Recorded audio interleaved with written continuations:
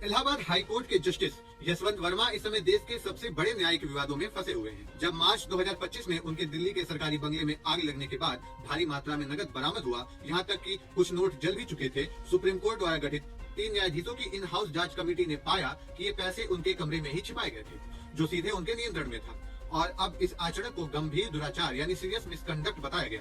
इसके बाद 145 लोकसभा सांसदों और 63 राज्यसभा सांसदों ने मिलकर जस्टिस वर्मा के खिलाफ महाभियोग प्रस्ताव प्रस्तुत किया, जिससे अब संसद में इम्पीचमेंट प्रक्रिया शुरू होने जा रही है। केंद्रीय मंत्री किरण रिजिजू ने साफ कहा है कि सभी राजनीतिक दलों ने इस पर सहमति दी है और प्रक्रिया को पहले लोकसभा में फिर नियमानुसार राज्यसभा में चलाई जाएगी। लोकसभा अध्यक्ष ओम बिरला अगले 8 से 10 दिनों में एक 3 सदस्यीय जांच समिति बनाएंगे, जिसमें सुप्रीम कोर्ट और हाई कोर्ट के जज और एक प्रतिष्ठित न्यायविद होंगे।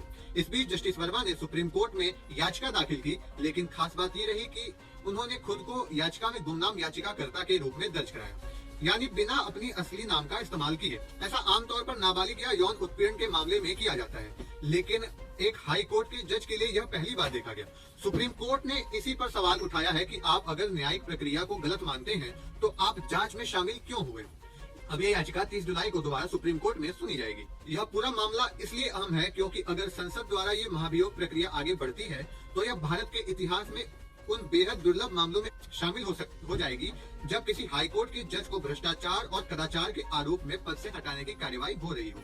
सवाल बड़ा है, क्या यह न्यायपालिका में जवाबदेही का साहसी कदम है या फिर एक नया संवैधानिक संकट?